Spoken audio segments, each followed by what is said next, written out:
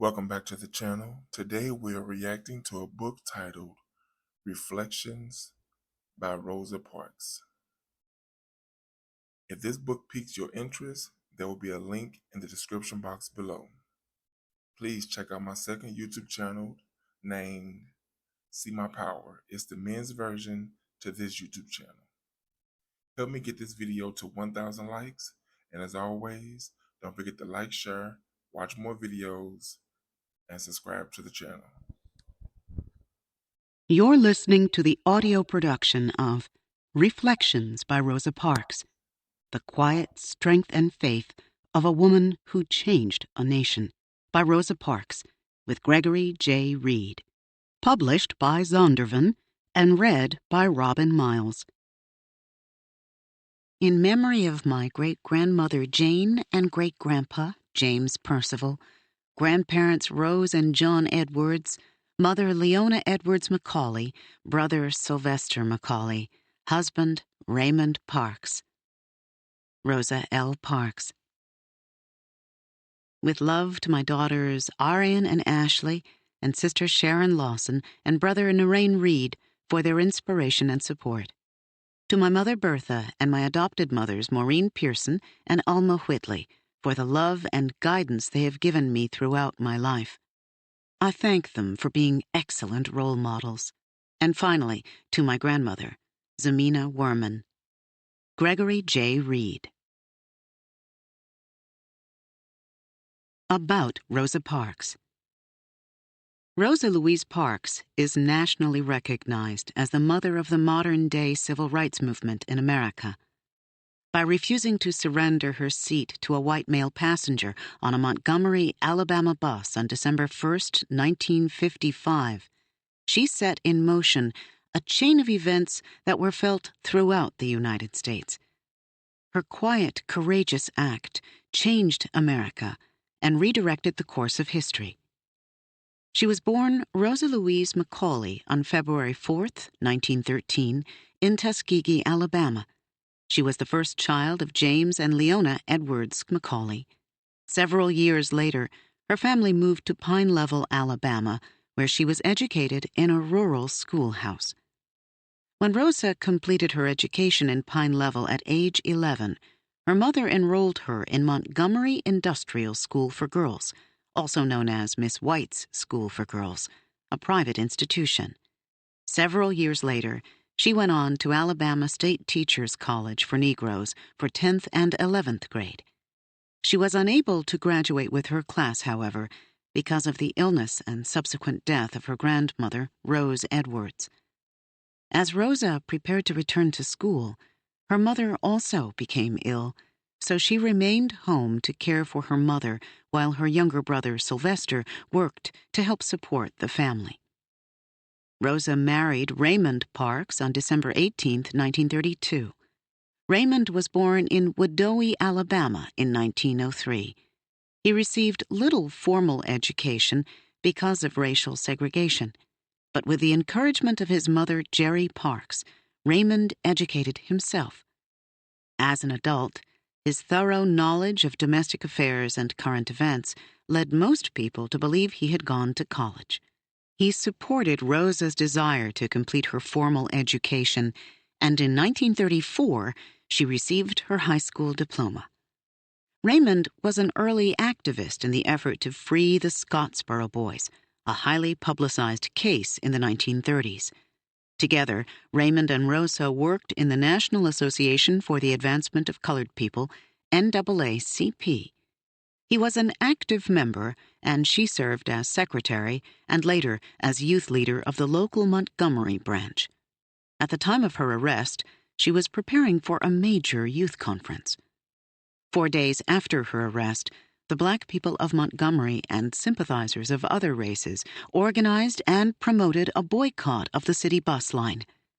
For 381 days, blacks either walked or arranged their own rides throughout the city rather than taking the bus. Reverend Martin Luther King Jr., the appointed spokesperson for the boycott, emphasized the importance of nonviolence by all participants. Following the lead of Montgomery, Other protests took shape throughout the country. Sit-ins, eat-ins, swim-ins, and more.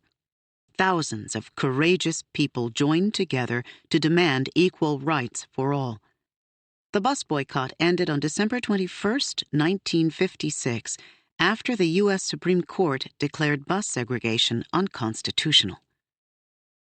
Mr. and Mrs. Parks moved to Detroit in 1957, and she remained active in the civil rights movement, traveling, speaking, and participating in peaceful demonstrations. From 1965 to 1988, Rosa worked in the office of Congressman John Conyers of Michigan. Her husband died in 1977, and in 1987 she began the Rosa and Raymond Parks Institute for Self-Development. Its purpose is to motivate and direct youth to achieve their highest potential. Rosa saw the energy of young people as a real force for change. It was among her most treasured themes as she spoke at schools, colleges, and national organizations around the country. An example of quiet courage, dignity, and determination, Rosa Parks is a symbol of freedom for the world. Fear. Yea, though I walk through the valley of the shadow of death, I will fear no evil, for thou art with me. Psalm 23, verse 4. As a child, I learned from the Bible to trust in God and not be afraid. I have always felt comforted by reading the Psalms, especially Psalms 23 and 27.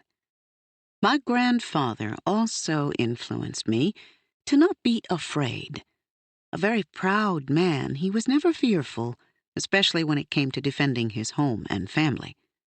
Back in those days, fear was something very real for Black people. There was so much hatred toward Blacks, especially from white supremacy groups like the Ku Klux Klan.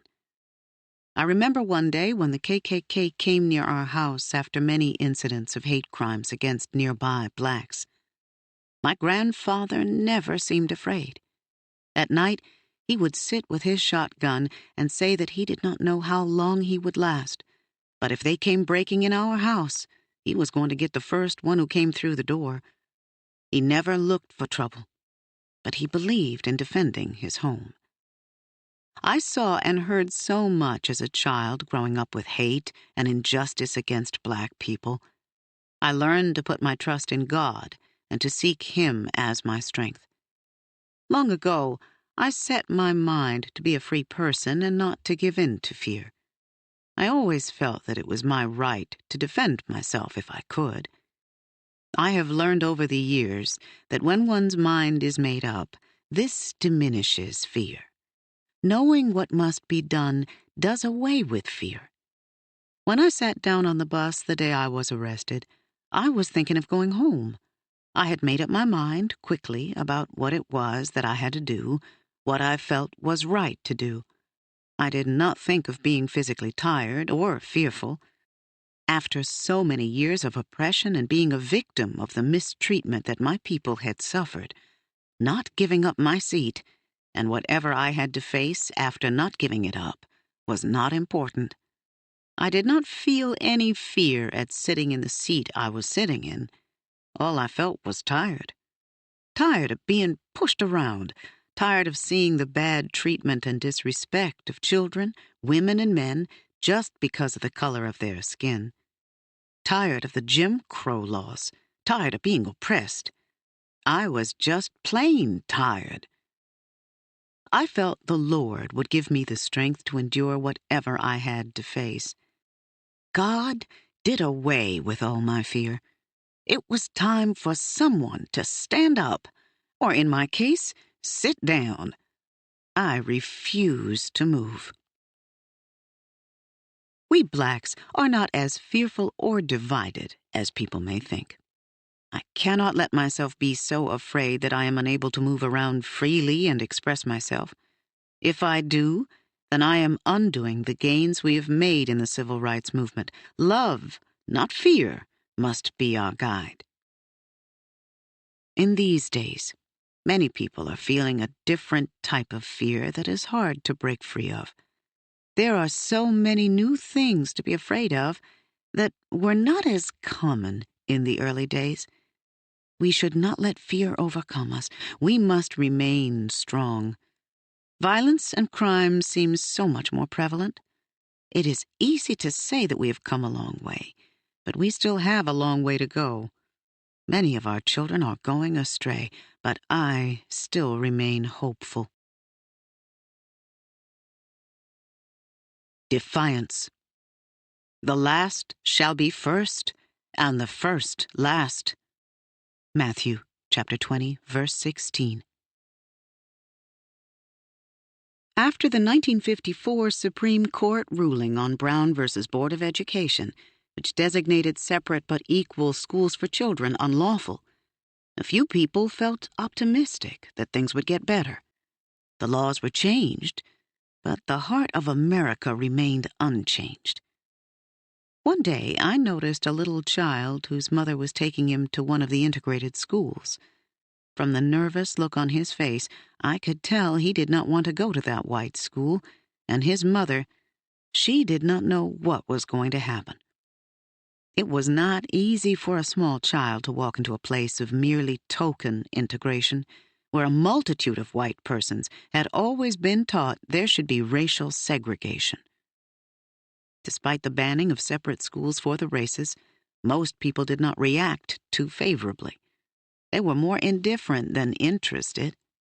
It was not easy, you see, because the pattern had existed so long.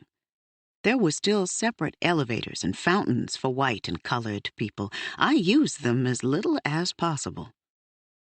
The more I became involved with the NAACP, the more I learned of discrimination and acts of violence against blacks, such as lynchings, rapes, and unsolved murders. And the more I learned about these incidents, the more I felt I could no longer passively sit by and accept the Jim Crow laws. A better day had to come. The custom for getting on the bus for black persons in Montgomery in 1955 was to pay at the front door, get off the bus, and then re-enter through the back door to find a seat. On the buses, if white persons got on, the colored would move back if the white section was filled. Black people could not sit in the same row with white people. They could not even sit across the aisle from each other. Some customs were humiliating, and this one was intolerable since we were the majority of the ridership. On Thursday evening, December 1st, I was riding the bus home from work. A white man got on, and the driver looked our way and said, "Let me have those seats." It did not seem proper, particularly for a woman to give her seat to a man. All the passengers paid 10 cents, just as he did. When more whites boarded the bus, the driver, J.P. Blake, ordered the blacks in the 5th row, the first row of the colored section, the row I was sitting in, to move to the rear. Bus drivers then had police powers, under both municipal and state laws, to enforce racial segregation. However, we were sitting in the section designated for colored. At first, none of us moved. "Y'all better make it light on yourselves and let me have those seats," Blake said. Then 3 of the blacks in my row got up, but I stayed in my seat and slid closer to the window. I do not remember being frightened, but I sure did not believe I would make it light on myself by standing up. Our mistreatment was just not right, and I was tired of it. The more we gave in, the worse they treated us. I kept thinking about my mother and my grandparents and how strong they were. I knew there was a possibility of being mistreated, but an opportunity was being given to me to do what I had asked of others. I knew someone had to take the first step, so I made up my mind not to move. Blake asked me if I was going to stand up. "No, I am not," I answered. Blake said that he would have to call the police. I said, "Go ahead." In less than 5 minutes, 2 policemen came, and the driver pointed me out. He said that he wanted the seat and that I would not stand up. "Why do you push us around?" I said to one of the policemen. "I don't know," he answered, "but the law is the law, and you're under arrest." I did not get on the bus to get arrested. I got on the bus to go home. Getting arrested was one of the worst days in my life. It was not a happy experience. Since I have always been a strong believer in God, I knew that He was with me and only He could get me through the next step. I had no idea that history was being made. I was just tired of giving in. Somehow, I felt that what I did was right by standing up to that bus driver. I did not think about the consequences. I knew that I could have been lynched, manhandled, or beaten when the police came. I chose not to move. When I made that decision, I knew that I had the strength of my ancestors with me. There were other people on the bus whom I knew, but when I was arrested, not one of them came to my defense. I felt very much alone. One man who knew me did not even go by my house to tell my husband I had been arrested. Everyone just went on their way. In jail, I felt even more alone. For a moment, as I sat in that little room with bars before I was moved to a cell with 2 other women, I felt that I had been deserted. But I did not cry. I said a silent prayer and waited. Later that evening, to my great relief, I was released. It is strange. After the arrest, I never did reach the breaking point of shedding tears. The next day, I returned to work. It was pouring down rain, so I called a cab. The young man at work was so surprised to see me. He thought I would be too nervous and shaken to go back to work. 3 days later, I was found guilty and ordered to pay a $10 fine plus $4 in court costs. The case was later appealed with the help of one of my attorneys, Fred Gray, and I did not have to pay anything. It is funny to me how people came to believe that the reason that I did not move from my seat was that my feet were tired. I did not hear this until I moved to Detroit in 1957. My feet were not tired, but I was tired of unfair treatment. I also heard later that Mother Pollard, one of the marchers in Montgomery, said that my feet were tired, but my soul was rested. She was right about my soul. On Monday, December 5th, the day I went to court, the Montgomery Improvement Association, MIA, was formed to start the bus boycott. It is sad in a way to think about what we had to go through to get to that point. We as a people all felt discouraged with our situation, but we had not been united enough to conquer it. Now, the fearfulness and bitterness was turning into power. So the people started organizing, protesting, and walking. Many thousands were willing to sacrifice the comfort and convenience of riding the bus. This was the modern mass movement we needed. I suppose they were showing sympathy for a person who had been mistreated. It was not just my arrest that year. Many African Americans, including Emmett Till, had been killed or beaten for racist reasons. I was the 3rd woman in Montgomery to be arrested on a bus. We reached the point where we simply had to take action. Nearly a year later, the segregated bus ordinance was declared unconstitutional by the U.S. Supreme Court.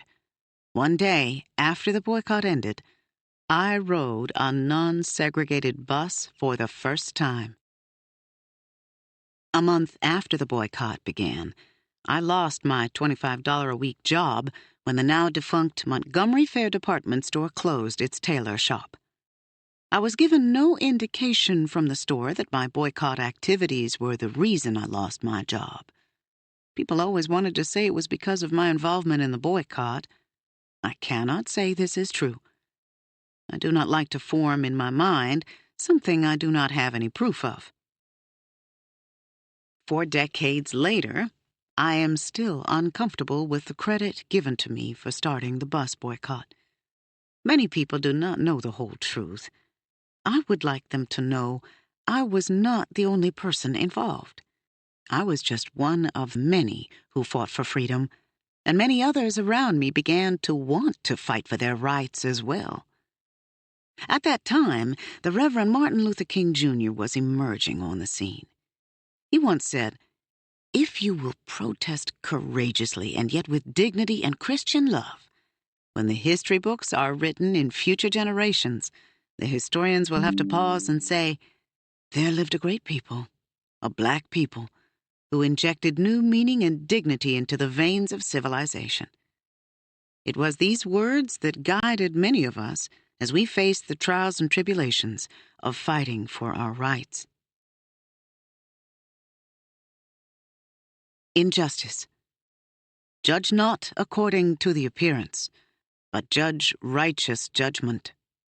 John chapter 7, verse 24. I am always troubled whenever I see injustice against any race of people. Growing up in the South, I saw so much of this that I feel deeply that no human being should ever be treated unjustly. I am concerned about any discrimination of any people, regardless of race or other physical differences. We are all God's children and deserving of His rewards. Before the Supreme Court ruled that bus segregation was illegal, black people were forced to pay their fares at the front, then get off the bus and walk around to the side door to get to the back seats. Sometimes, before these paid passengers reached the other door, the bus drivers would drive off. It always amazed me that people would go along with this practice. It seemed natural to me to want to be treated as a human being. The Jim Crow bus system in Montgomery at that time was offensive to me. The civil rights movement was closely tied to the church in its fight against injustice. People often ask me, why was the church a part of the movement? It was the only legal place our people could gather and get information without being harassed or unjustly treated. We could not depend on the newspaper for accurate information. The church was and is the foundation of our community. It became our strength, our refuge, and our haven. We would pray, sing, and meet in church. We would use scriptures, testimonies, and hymns to strengthen us against all the hatred and violence going on around us. Most black churches worked in the struggle to overcome racial discrimination.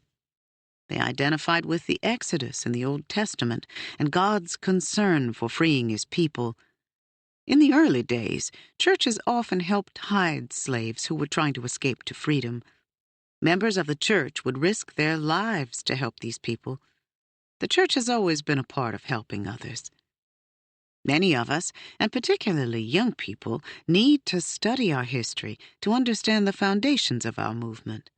That is why I started the Pathways to Freedom program, one of the programs of the Rosa and Raymond Parks Institute for Self-Development, which traces the Underground Railroad into the Civil Rights Movement and beyond. It teaches our youth about their history and provides a sense of pride in who they are and where they have come from. I've been a member of the African Methodist Episcopal AME Church all of my life. My father's brother-in-law was pastor of the AME Church in Pine Level, Alabama. The denomination became known as the Freedom Church during the abolitionist movement. It was the spiritual home of many well-known black persons in our history before civil rights. They include Bishop Richard Allen, the founder of the AME Church, Frederick Douglass, Harriet Tubman, Sojourner Truth, and others. They all were strongly rooted in the AME Church. As long as people use tactics to oppress or restrict other people from being free, there is work to be done. Although we have made many gains, racism is still alive. A few years back, the city of Dearborn, Michigan, an area that is predominantly white, passed an ordinance restricting most of its parks to residents only. It seemed odd that they would discourage our presence in their parks while welcoming our dollars in their stores. That ordinance in Dearborn was like many of the intimidating tactics we had to fight against in the civil rights movement. Of course, Dearborn in 1985 was not Montgomery in 1955. However, the same kind of protest tactics were effective. What we had to put up with in the South in those days was so awful that I could not bear to see it happening again. Pain. It is commendable if someone bears up under the pain of unjust suffering because they are conscious of God. 1 Peter chapter 2, verse 19. On Tuesday evening, August 31st, 1994, I heard a loud noise. When I went downstairs to see what it was, I saw a young black male standing in my living room. I was startled. "Someone knocked down your door," he said, but I chased him away. "I'm here to protect you." Then he asked for $3. I told him the money was upstairs, and as I went up to my room, he followed me. I felt uneasy, but I still did not fear for my life. When I tried to give him the $3 from my pocket, he asked for more. Then he started pushing me and striking me in the face. I tried to defend myself and grabbed his shirt. Even at 81 years of age, I felt it was my right to defend myself. The man said, "You're going to make me hurt you if you don't give me all your money." I had never been hit in that manner in my life. I screamed, but no one heard me. I gave him all that I had, $103, and then he left. He could have hurt me much worse, but God protected me. I pray for this young man and the conditions in our country that have made him this way. I urge people not to read too much into the attack. I regret that some people, regardless of race, are in such a mental state that they would want to harm an older person. Young people need to be taught to respect and care for their elders. Despite the violence and crime in our society, we should not let fear overwhelm us. We must remain strong. We must not give up hope. We can overcome. I experience problems and pain just like everyone else. I have learned throughout my life that what really matters is not whether we have problems, but how we go through them. We must keep on going to make it through whatever we are facing. Many people cannot relate to the feelings of frustration that we as Black people felt in the 1950s. We were born and raised in America, but we were treated as second-class citizens. For many years, Black people accepted the treatment. I always felt it was unjust. But because we went along with it then, did not mean that we would let it go on forever. It came a time when we would no longer tolerate it. It came a time when we just had to say enough was enough. It was a long time coming. But finally, as a group, we demanded, "Let my people go."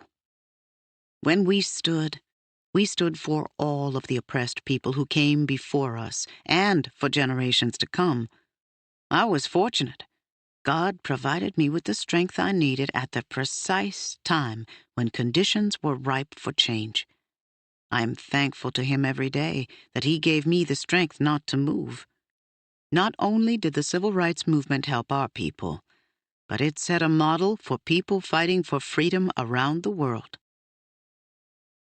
It has always been very difficult, very painful, to think about Dr. Martin Luther King's death. He was a very dear friend of mine. His faith, his words, and his commitment to nonviolence inspired all of us in the civil rights movement. When a woman stabbed him in New York in 1958, I was terribly shocked. It was a rude awakening to realize that he had to face this kind of danger every day. 10 years later, when he was assassinated, I was no longer surprised that it could happen, but I was still deeply grieved. Mama and I had been listening to a minister on the radio when the newscaster broke in and announced that Dr. King had been shot. We were deeply hurt, and we wept in each other's arms. We, as a race of people, should learn to work more closely together. During the Montgomery bus boycott, we came together and remained unified for 381 days. It has never been done again. The Montgomery boycott became the model for human rights throughout the world. We must learn from the past. The gains we made came about because blacks realized that it takes cooperation and determination to make progress in their struggle toward equality. Today, in some ways, we are divided. If we could concentrate on one or two causes that most people can benefit from, it would be better. For certain causes, we are one. For others, we are not. We must learn to work together. No one can effectively fight for justice alone. Things have improved for blacks since the 1955 boycott, but we are still being treated unequally. Many subtle customs and practices continue to discourage minorities and make them feel they do not have their place in a free society. Until everyone can enjoy the same opportunities, people cannot be equal. I am glad that segregation is no longer considered acceptable, but the fight for equal rights must go on until we have the same privileges and opportunities as those who are in power. Character.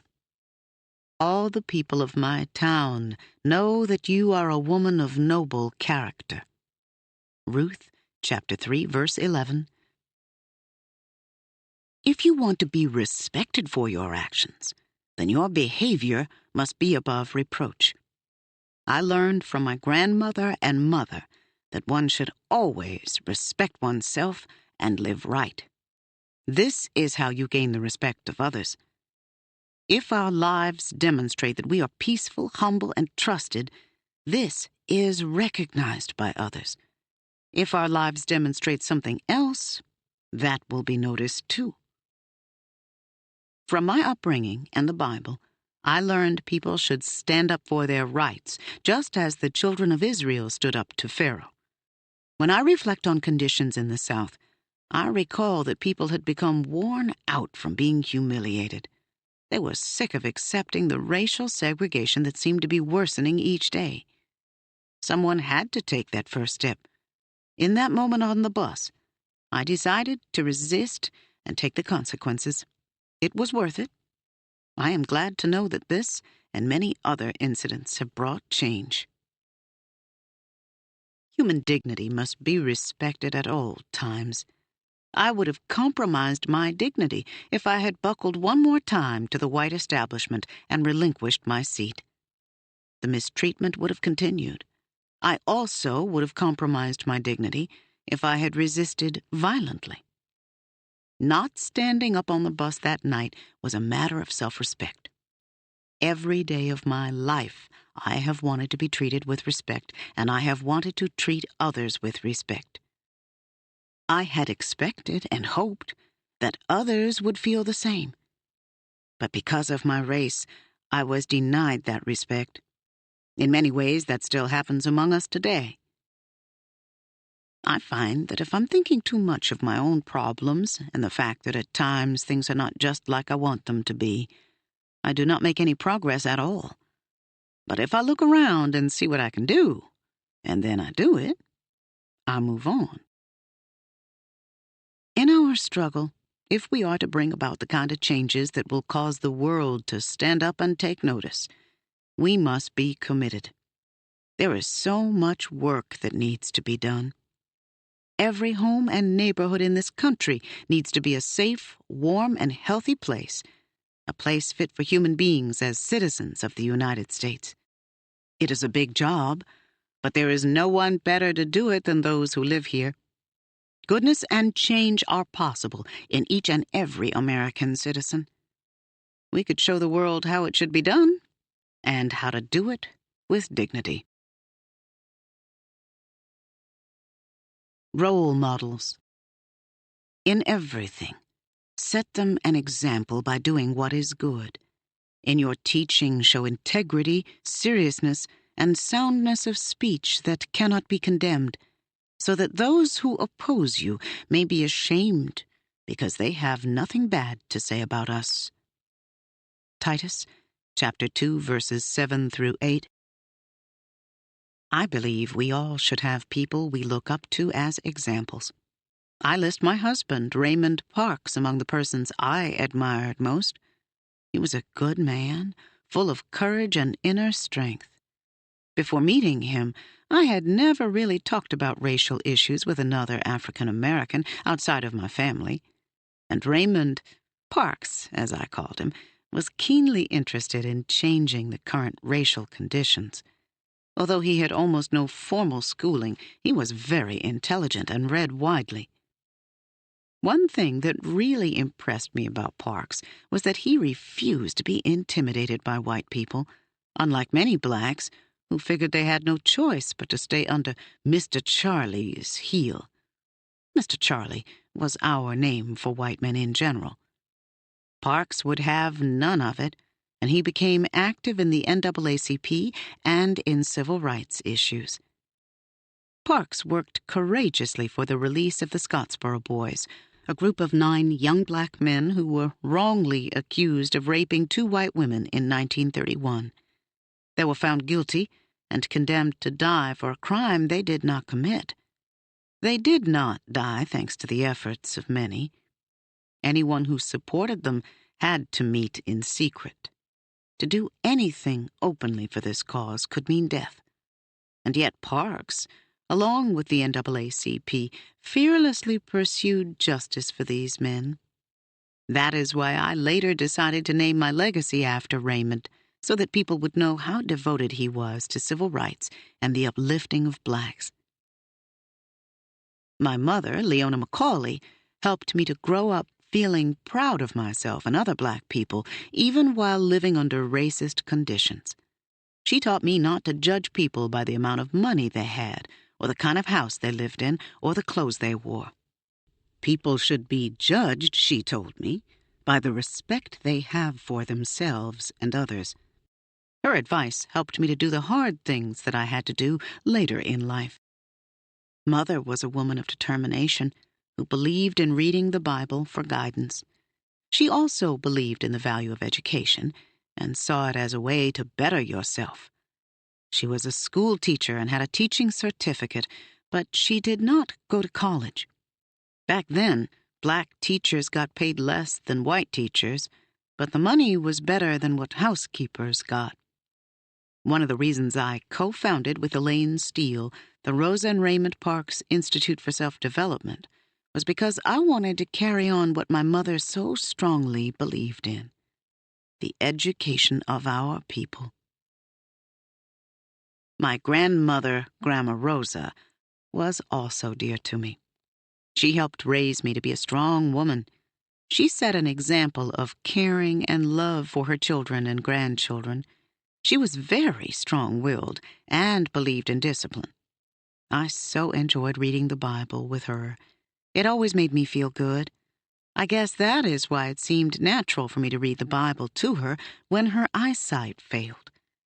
She died when I was 16 years old. She was calm-spirited and not easily excited.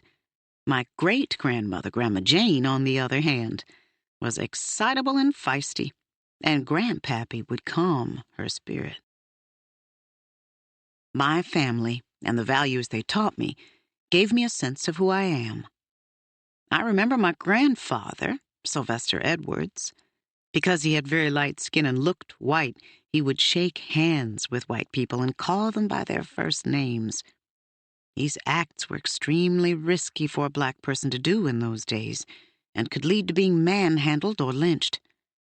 Although he looked white, my grandfather was hostile toward whites. He was not a hateful man. He had simply been cruelly treated by white people all of his life. As a boy, he had been beaten, forbidden to have shoes, and starved by the overseer of the plantation he lived on. Too many years of humiliation had given him a belligerent attitude toward white people. His memory will always be with me. While I do not think I inherited his hostility, my mother and I both learned not to let anyone mistreat us. It was passed down almost in our genes. Martin Luther King Jr. set a profound example for me in day-to-day living. He was such a young man, just 26 years old when I first met him at the beginning of the bus boycott. I was 42. I'll always remember the way Dr. King would respond to violence. He would use the same words that Jesus said on the cross. "Father, forgive them, for they know not what they do." Brutality was to be received with love, he would say. Though I knew we needed to strive for nonviolence, when I saw the brutal treatment some of us got, I had trouble believing it was always the best thing to do. Dr. King was a true leader. I never sensed fear in him. I just felt as though he knew what had to be done and took the leading role without regard to consequences. I knew he was destined to do great things. He had an elegance about him and a speaking style that let you know where you stood and inspired you to do the best you could. He truly is a role model for us all. The sacrifice of his life should never be forgotten, and his dream must live on. During the Civil Rights Movement, another young man came forth to help Black people fight the unjust treatment they were receiving. His name was Malcolm X. He was 27 years old. When I look back, this strong-willed man reminded me somewhat of my grandfather. He was full of conviction and pride in his race. The last time I saw him, he was speaking in Detroit, and he signed a program for me. I admired the way he had changed his position from one of distrust toward whites to one of tolerance and building self-respect among Blacks. His ideas were different than what many of us heard publicly, but his strong conviction of self-determination and pride energized Blacks in economic development. The way he stood up and voiced himself showed that he was a man to be respected. During the time that the Reverend Jesse Jackson was running for president, he carried the banner for our people very well. If he continues, I believe he will one day be president. I believe that Reverend Jackson is someone Black people can depend on for leadership. I welcomed him as a presidential candidate, and I'll welcome him again if he decides to run. Reverend Jackson made all of us proud during his campaign, and he is continuing to do so today.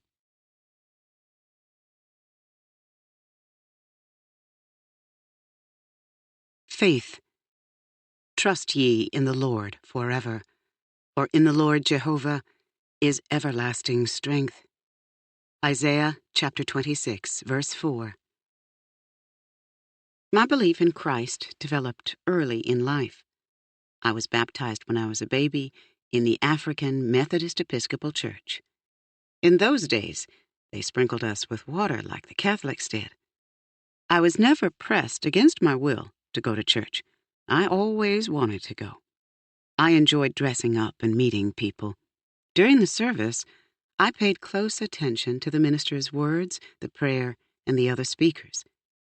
Back then, in the rural South, communities were too poor to support a minister, so the ministers would travel to different places to preach. This was called a circuit.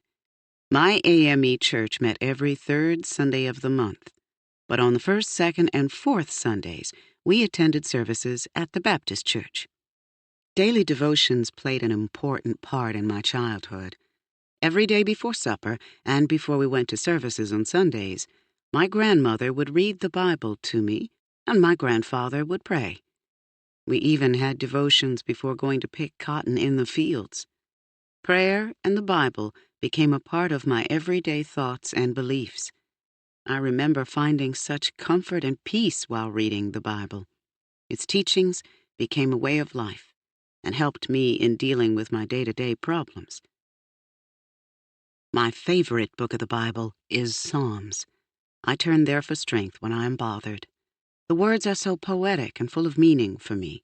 In one of the darkest moments of my life, when I was 18, I needed help and I went to Psalm 27, verses 1 through 7. My mother used to read it to me when I was a child. The Lord is my light and my salvation. Whom shall I fear? The Lord is the strength of my life. Of whom shall I be afraid? When the wicked, even mine enemies and my foes, came upon me to eat up my flesh, they stumbled and fell. Though an host should encamp against me, my heart shall not fear. Though war should rise against me, in this will I be confident. One thing I have desired of the Lord, that will I seek after, that I may dwell in the house of the Lord all the days of my life, to behold the beauty of the Lord, and to inquire in his temple. For in the time of trouble he shall hide me in his pavilion. In the secret of his tabernacle shall he hide me. He shall set me up upon a rock. And now shall mine head be lifted up above mine enemies round about me. Therefore will I offer in his tabernacle sacrifices of joy. I will sing, yea, I will sing praises unto the Lord. Hear, O Lord, when I cry with my voice. The message from this scripture does not fade with time. I read it over and over again when my spirits are down. I am thankful to my mother, grandfather, and grandmother for bringing me closer to God by making the Bible a part of my life early on. I have problems just like everyone else. Whenever I do, I think about my grandmother and my mother. They were such strong women who always taught me to place my faith in God and to read the Bible. I remember when I got married, I stopped reading the Bible. When my mother found out that I had stopped, she told me that one should not stop reading the Bible. There was always something new to learn by reading it. On that day, I started back reading the Bible and have not stopped since. The Bible is such a source of strength for me that it is hard to say which scripture I look at for any one thing. But when I feel discouraged, I read Psalm 23 to restore my soul. The Lord is my shepherd, I shall not want. He maketh me to lie down in green pastures. He leadeth me beside the still waters. He restoreth my soul.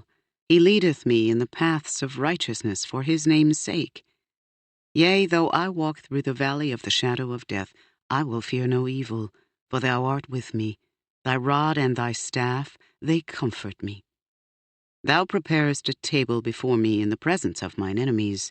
Thou anointest my head with oil. My cup runneth over. Surely goodness and mercy shall follow me all the days of my life, and I will dwell in the house of the Lord forever. During the civil rights movement, we were troubled by hatred. We would pray a lot. One thing we used to keep us going was the moving words of certain hymns, many of which had been passed down from the slave days. They gave us a sense of togetherness with our people. Singing gave us the feeling that, with God's help, we could overcome whatever we were facing. One of my favorite hymns is "Woke Up This Morning with My Mind Stayed on Jesus." We would sing, "Woke up this morning with my mind on freedom." Another is, "I am bound for the promised land." Often we would substitute the word freedom for a key word of the hymn. For instance, we'd sing, "I am bound for the freedom land. I am bound for the freedom land. Oh, who will come and go with me? I am bound for the freedom land. On Jordan's stormy banks I stand and cast a wishful eye to Canaan's fair and freedom land where my possessions lie. All o'er those wide extended plains shines one eternal day. There God the sun forever reigns and scatters night away. No chilling winds nor poisonous breath can reach that healthful shore.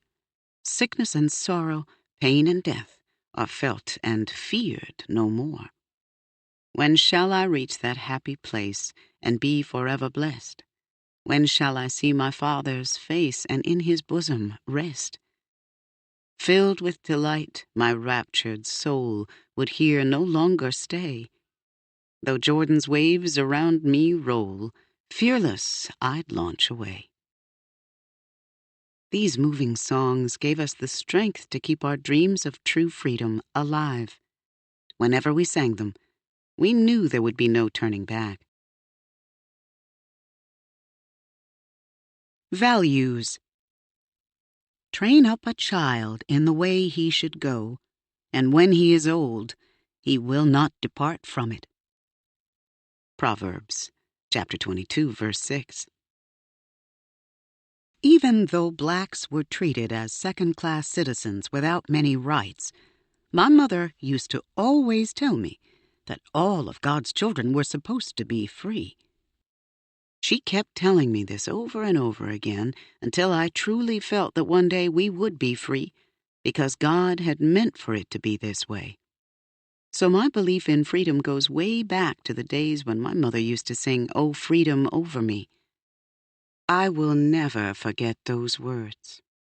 Oh, freedom, oh, freedom, oh, freedom over me. And before I'd be a slave, I'd be buried in my grave and go home to my Lord and be free. Oh, weeping, oh, weeping, oh, weeping over me. And before I'd be a slave, I'd be buried in my grave and go home to my Lord and be free. Oh, crying over me. And before I'd be a slave, I'd be buried in my grave and go home to my Lord and be free. No injustice over me. And before I'd be a slave, I'd be buried in my grave and go home to my Lord and be free. These words formed my feelings about being free. They gave me strength when things seemed bad, and they guided my thoughts about what I was willing to do to be free. So when I declined to give up my seat, it was not that day or that bus in particular. I just wanted to be free like everybody else. I did not want to be continually humiliated over something I had no control over, the color of my skin. I'm troubled by all the racism and violence in our society. There is still too much of it today. What troubles me is that so many young people, including college students, have come out for white supremacy. More and more incidents of racial violence on college campuses have occurred as a result of the white supremacy form of thinking. We still have a long way to go. I try to keep hope alive. It is better to teach and live equality and love than it is to teach hatred. I would like to see everyone living together in peace, harmony, and love, not dwelling on the horrors of the past. It is time to move forward. The Martin Luther King Jr. holiday reflects values and ideas that benefit all of us, not only Black people. It is unfortunate there was so much trouble getting it approved a few years back. Now that it has passed, I hope it will help to bring about the ideals of Dr. King and of all Christians, for the good of our people and for the good of the whole world. Quiet strength. In quietness and in confidence shall be your strength. Isaiah chapter 30, verse 15. Many ask whether I am discouraged in the struggle for justice, peace, and harmony. My answer has always been no. People will need help whenever and wherever they are oppressed. As long as any effort is being made to help others, I will not allow myself to be discouraged. I prefer to have a positive attitude and focus on positive ideals. If you let yourself become discouraged, then you do not have much to look forward to. My strength has always come from the church. I have always gained strength from thinking about the Bible and from the faith of my family. Church has always been a place where we can turn to God for rest and encouragement. It lifts the spirit and helps us to go on. Wherever I travel, I try to attend a church service. Perhaps my only secret is my attitude toward life. Because I have such high ideals, I feel strongly when they are violated in the world around me. I do not like to see people treated in a way I would not want to be treated. Whenever I see this happening, I do everything in my power to help the cause. People all over the world need help. There is still famine in Somalia, war in the Middle East, the ruins of apartheid in South Africa, and many other places of conflict. As long as the civilized world allows inhuman treatment to be inflicted upon any people, then our freedom is threatened as well. I have traveled many roads since the Montgomery bus boycott days. Each day along the way has given me a sense of pride in who I am. On many occasions I was tested, and I had to find my way through a maze of choices and options. But I refused to go along with the unfair rules. Back in the segregation days, when I went downtown, I walked up and down the stairs rather than ride the elevators marked colored.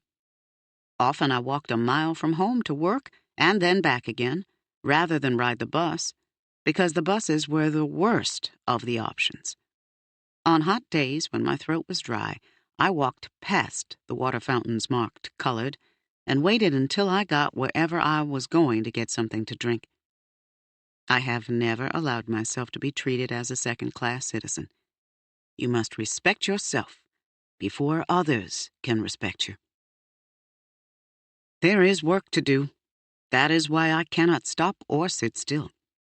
As long as a child needs help, as long as people are not free, there will be work to do. As long as an elderly person is attacked or in need of support, there is work to do. As long as we have bigotry and crime, we have work to do. This is why I think it is important to tell my story.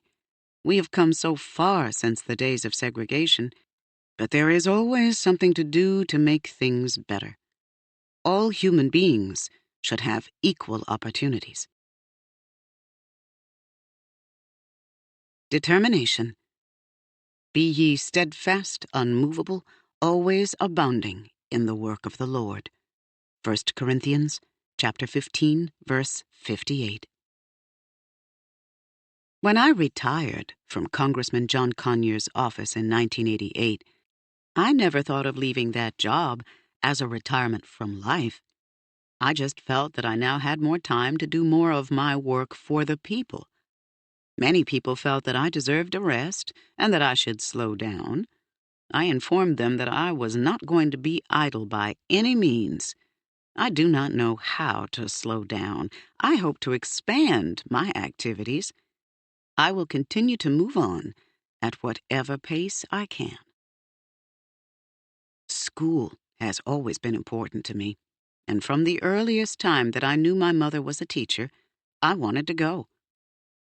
She would not let me go right away, though, because I was small for my age and sick a lot. I got very upset about that until finally I was able to go to school. I very much wanted to continue my high school education when I was younger, but circumstances made it unlikely at the time. At one point, my grandmother became ill and I could not return to school. Later, my mother became ill when I was going to attend the high school connected with Alabama State Teachers College. I chose to take care of her while my brother worked. To me, it was more important to take care of them. They were very dear to me. Sometimes one must make painful choices, but we must think of others as well. I did not give up on my dream, though.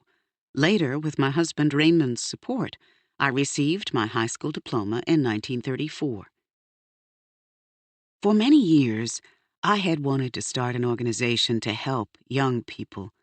In 1987, along with Elaine Steele, I co-founded the Rosa and Raymond Parks Institute for Self-Development. Together, we began a variety of programs that will help Detroit youth to pursue their education and create a promising future for themselves. I see it as a way of giving back to my people. Today's youth have such great potential, and I want to help them develop marketable skills that will enable them to reach that potential. The Institute offers scholarships for motivated young people and provides courses in communication, economic skills, and in political and health awareness. Education of this kind, I believe, will make it possible for them to have a sense of hope, dignity, and pride. I do not see the activity of helping young people as work, but as something that must be done. I have always felt a need to work with youth. I will not give up on them. I've been working since before I was 12 years old. I never worked because I enjoyed it, but because it was necessary. Now there is new work to do. As I recall the history of racism over the past generations, it brings back memories I would rather forget. But since I cannot forget them, I try to use them to bring about change. By traveling the country and talking about civil rights history, I am not living in the past. I am fighting for more justice. I will keep struggling for freedom and equality as long as I have the strength. It is important to keep yourself grounded in faith. When things are not going the way you want, you must keep hope alive that things will get better. When I refused to give up my seat, I had no idea what it would spark or what change would result. I simply did it because I thought nobody else would do anything. I was grateful that the act inspired others to unify in the pursuit of justice. Youth. Tell it to your children, and let your children tell it to their children, and their children to the next generation. Joel, chapter 1, verse 3. I am motivated and inspired by young people and children. My eyes light up whenever children come around. They are our future. If the changes we began in the civil rights movement are going to continue, they will be the ones who have to do it. The world is not the same as in my early life, but young people still have serious problems they must face in today's society. They have to adjust so much more quickly to a fast-paced lifestyle. I do not think they are really that much different than in my day, but they do have many more distractions, such as video games, MTV, and greater peer pressure. I remember as a girl the run-ins I had with white children. In most cases, they just called me names, but some were much worse. It was not that the white kids meant to be cruel, but they had been indoctrinated with those types of attitudes by the adults around them. It is important for us to bring up our youngsters in homes without prejudice and hatred. Too many of today's youths do not know who they are or where they have been, and as a result, they do not know where they are going. Too many are not staying in school and taking advantage of the opportunities a good education can provide. They are not motivated to learn what is necessary to be good citizens, get good jobs, or start their own businesses. There is nothing wrong with these young people. We must help them. It is our job to show them the way, to teach them values, to prepare them for the future, and to help them set goals. One thing we need to do is tell young people about our struggles for civil rights. I think they sometimes have difficulty separating fact from fiction when it comes to our history. It's important that they hear how things were and what some of us had to go through before them. Many of them do not appreciate the suffering their ancestors have endured to bring them the degree of freedom they now enjoy. They must be reminded that many people have died so that they can have what they have now. Racism is still alive and will stay with us as long as we allow it. But we can teach our youth to continue the effort and not lose the gains we have achieved. We can show them how opportunities come along and how individuals today can still bring about change. We must teach children to prepare for the future, how to set goals for their lives and for their careers. We must do more to inspire, train, and motivate them. They need effective role models to help them develop strength of character. They should be taught to understand the difference between knowledge, feeling, and behavior. Rather than be so hard on them, we should instead set an example for them to follow.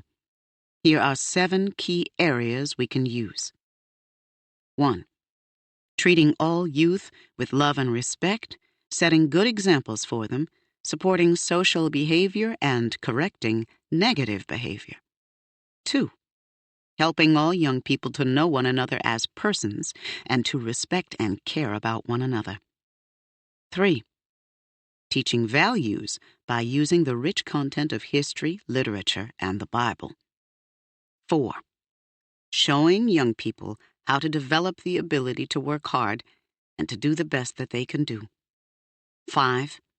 Encouraging youth to work together so they can see the value of cooperating with others for a common good. 6. Guiding young people in experiences that show them how to solve problems without conflict and force. 7. Providing opportunities for youth to perform school, home, and community services. If we can set the example in our own homes and communities, we can save our children. I have faith in what the good people of this country have done in the past and can do today. What message would I have for young people today, of any race? Work hard, do not be discouraged, and in everything you do, try to make our country and the world a better place for us all. You are among my treasured friends, and this country's most treasured possessions. You are our future. I see your energy as a real force for change. But you must know who you are, and where you have been, so that you will know where you are going. Once you know this, then you will be on the pathway to freedom. Do not forget to exercise self-control, nurture your spiritual life, and remain health conscious. Stay away from drugs and alcohol, or else your mind and body will not be free. And remember, no matter what the circumstances are, it is best to pursue behavior that is above reproach, because then you will be respected for your actions. The future. Where there is no vision, the people perish. Proverbs chapter 29, verse 18. I want to be remembered as a person who stood up to injustice, who wanted a better world for young people, and most of all, I want to be remembered as a person who wanted to be free and wanted others to be free. And my fight will continue as long as people are being oppressed. Looking back on that December day in 1955, I feel proud of the progress we have made. The number of black mayors in this country has soared from 6 to more than 300. Black elected officials have increased from 300 to 5,000. But we still have many differences to reconcile. I would like to see us put the past behind us and live in peace and harmony. We must all work toward being free. I have been truly blessed over the years, and I'm very thankful that I've been spared to see this day. I'm always grateful for each day God has given me. I've learned that in order to bring about change, one must take the first step, or else it will not be done. Despite our gains, discrimination is still very much at work in this country. Despite the efforts of those committed to bringing about social justice in America, barriers to equal opportunity have not been broken down. But that has not caused me to become discouraged. We need to continue the struggle to realize our goal of equality. The dream of which Dr. King spoke, one that should be held by all, has yet to be realized. So the movement continues. Back in the days of segregation, we did not have any of what they called civil rights. All we could do was to try to survive from one day to the next. Today, we have a modern civil rights movement. We must keep it alive. I am still hopeful for progress. I think positive. It is important that people do not become comfortable with the gains we have made in the last 40 years. Things have gotten better, but our freedom is threatened every time one of our young people is killed by another child, every time an elderly person is violated in his or her home, every time a person gets stopped and beaten by the police because of the color of their skin. Until these wrongs and others are dealt with, the movement must live on. I still believe there can be a day when we will have true freedom, a day when people will not be judged by the color of their skin, but by the content of their character, to quote Dr. King. We must consider a day when we can all get along regardless of our race. This is not a dream. It is alive within the ability of us all. My message to the world is that we must come together and live as one. There is only one world, and yet we as a people have treated the world as if it were divided. We cannot allow the gains we have made to erode. Although we have a long way to go, I do believe that we can achieve Dr. King's dream of a better world. From time to time, I catch glimpses of that world.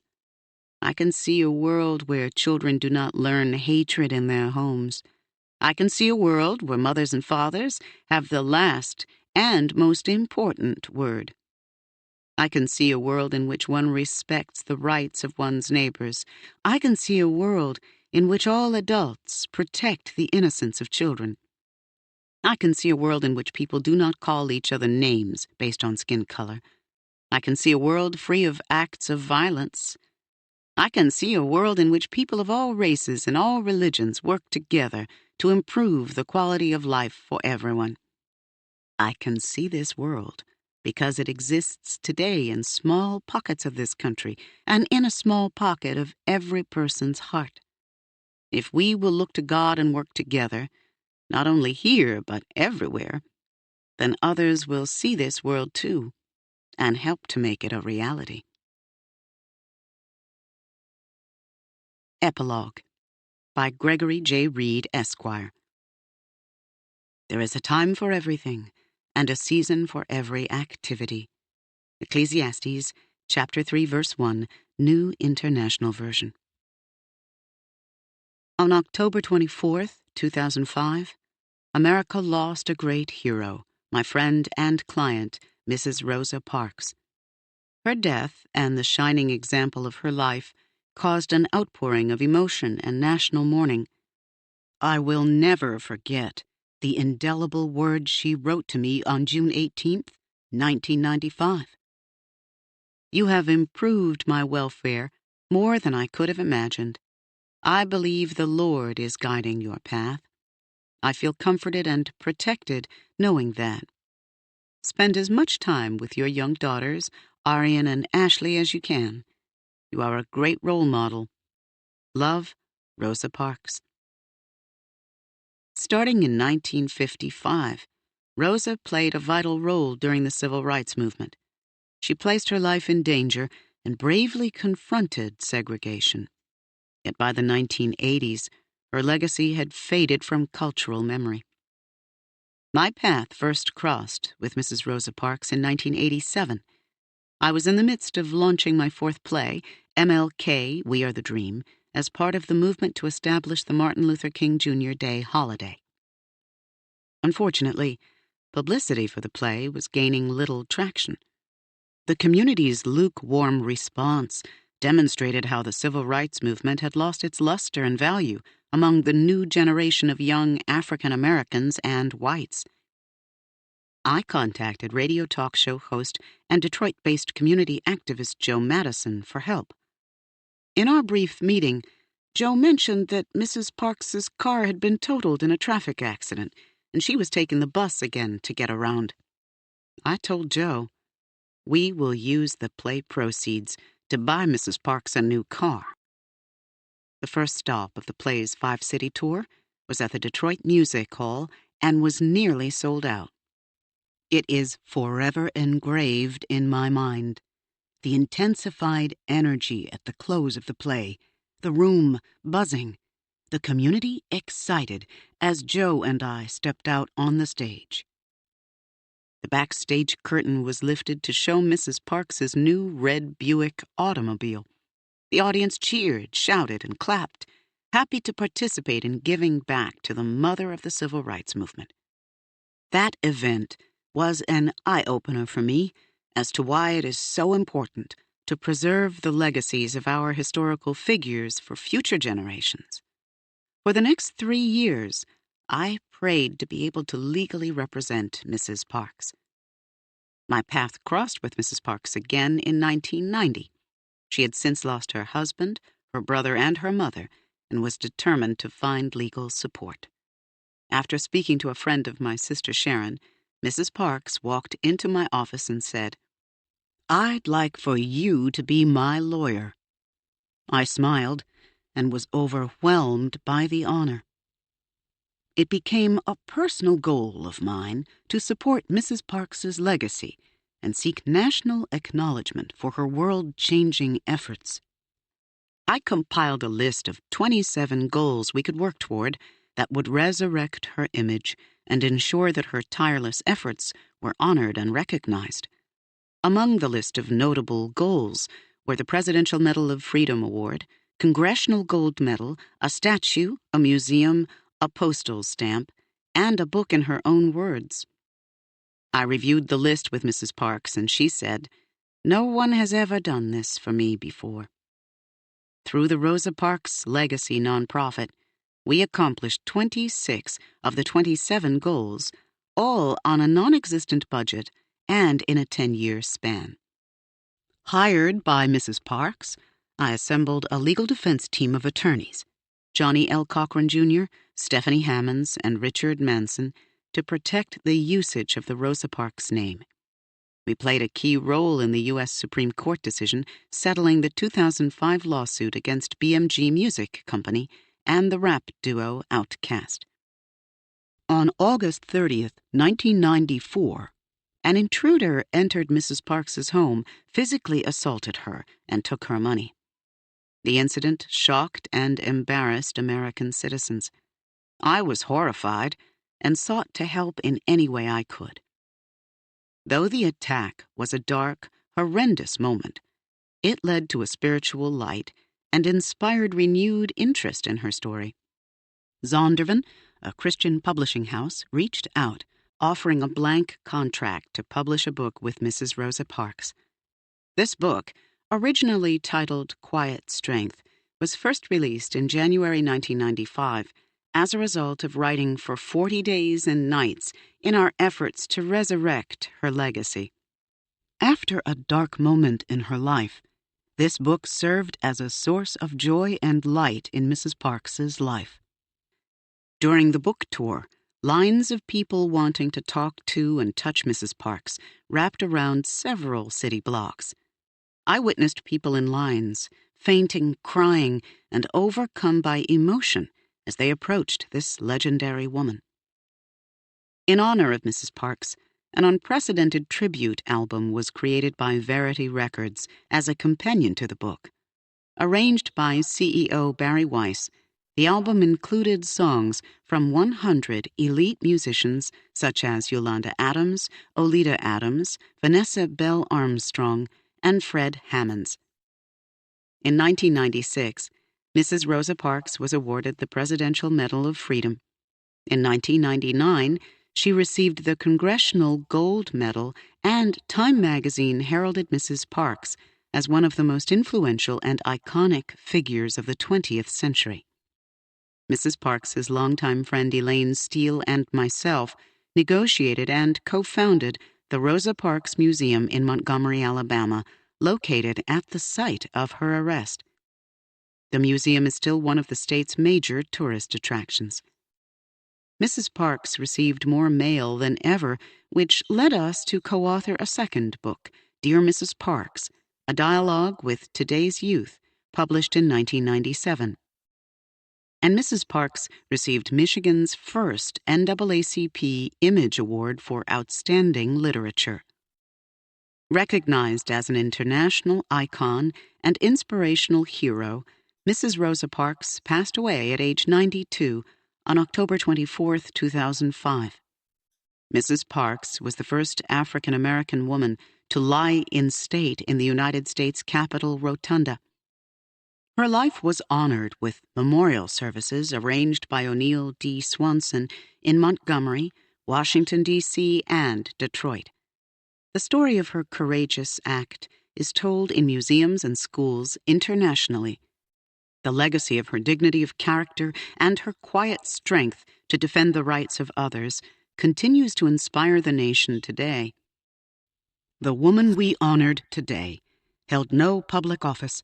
She wasn't a wealthy woman, didn't appear in the society pages.